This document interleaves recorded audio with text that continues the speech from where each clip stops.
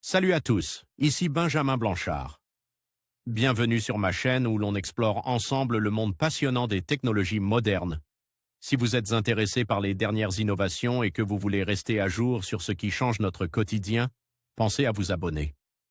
Aujourd'hui, on va plonger dans un sujet incontournable des nouvelles tech. Prêts à découvrir? C'est parti. Bonjour à tous. Dans cette vidéo, je vais vous parler des supports de stockage et de leurs unités.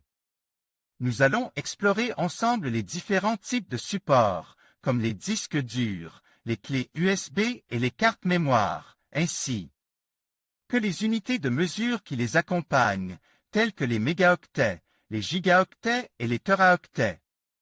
Je vais vous expliquer comment choisir le bon support en fonction de vos besoins et vous donner quelques conseils pour optimiser votre stockage. Restez avec moi pour en savoir plus. Du mégaoctet mémorisé par les disquettes magnétiques à l'infinie capacité du cloud, en passant par les clés USB, les disques optiques et les disques durs, les supports de stockage n'ont qu'un but, mémoriser fidèlement les milliards de données de tout un chacun. Les explications pour y voir plus clair entre les différentes unités.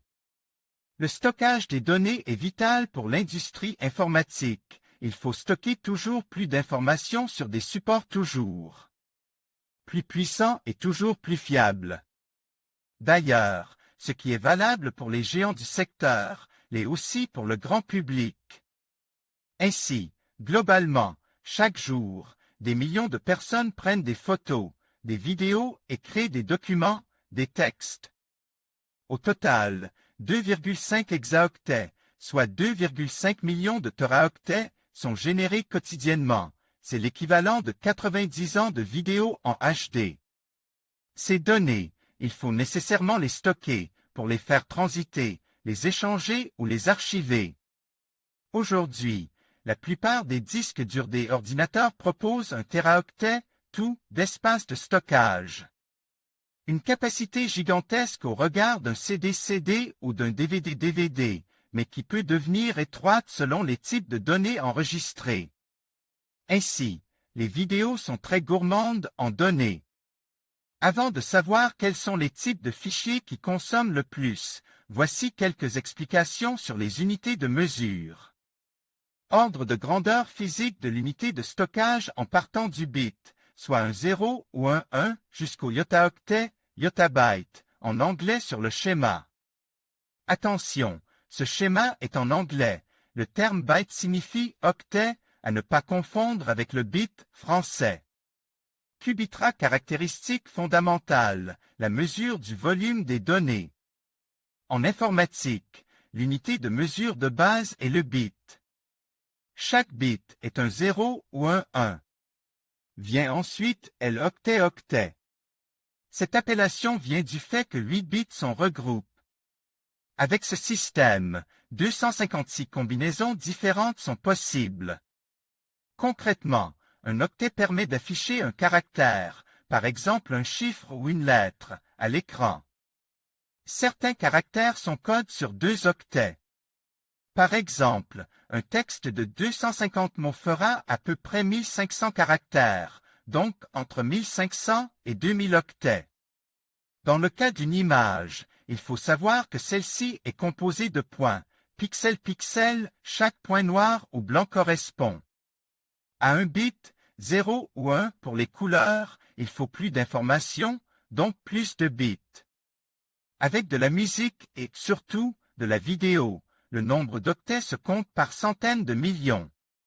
C'est pourquoi, à partir de 1000 octets, on parle de kilooctets, KO, et pour 1 million d'octets, on parle de mégaoctets, MO. Un bit égale 0 ou 1, un octet égale 8 bits, un byte en anglais, à ne pas confondre avec le bit français, un kilooctet, KO, égale 1000.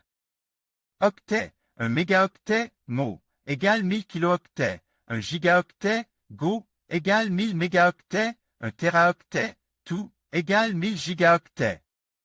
Un pétaoctet, PO, égale 1000 teraoctets, un hexaoctet, EO, égale 1000 pétaoctets, un zétaoctet, ZO, égale 1000 hexaoctets. 1. Yottaoctet, Yo, égale 1000 zétaoctets. En réalité, au lieu de 1000 octets, un kilooctet, KO, devrait correspondre à 1024 octets en base binaire. Pour éviter la confusion, depuis la fin des années 1990, une nouvelle norme a été établie. Il s'agit du kibioctet, qui devrait être la référence. Celle-ci est rarement employée. Ordre d'idée des quantités de données par type de fichier et du nombre d'informations que les différents supports de stockage peuvent recueillir.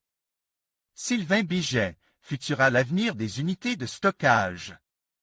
Le temps est à la miniaturisation et à l'amélioration de la fiabilité. Les unités de stockage n'échappent pas à cette nouvelle règle d'or.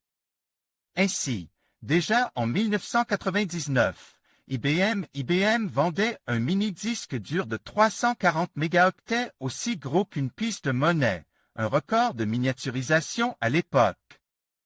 Aujourd'hui, ce sont les minuscules cartes microSD des mobiles qui sont devenues la norme, avec, généralement, au moins 32 gigaoctets Go de capacité de stockage. La course à la densité se poursuit, avec de nouveaux records au moins 2 fois par an. Ce disque de 12 teraoctets, tout renfermant 8 plateaux et gonfle à l'hélium pour éviter la surchauffe en est un exemple. Western Digital parallèlement, du code des disques durs traditionnels, la densité ne cesse d'augmenter. Alors qu'à l'horizon 2000, la technologie d'IBM permettait d'enregistrer 35,3 milliards de bits par pouce-quart sur le disque dur. Ultrastar 72ZX, aujourd'hui, le dernier record en date est celui du HGST Ultrastar E12, de Western Digital, voire image ci-dessus. Il dispose d'une densité de 864 milliards de bits par pouce-quart pour 12 teraoctets, tout, de capacité totale. À l'intérieur d'un boîtier de disques durs classique, 8 disques sont superposés, ce qui est également une prouesse. Le disque dur a aussi la particularité d'être rempli d'hélium pour réduire les frottements et la température des plateaux. Mieux encore, une équipe de l'université de Delft, Pays-Bas, a créé un disque dur stockant les données à l'échelle atomique. Sa densité de stockage serait 500 fois supérieure à celle du meilleur disque dur du marché.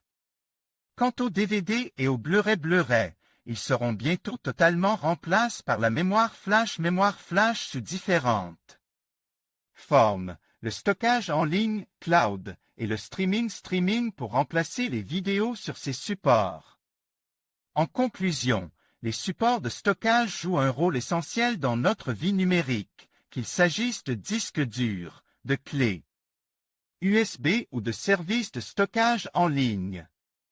Chacun de ces supports a ses propres caractéristiques et capacités, mesurées en octets, mégaoctets, gigaoctets et teraoctets.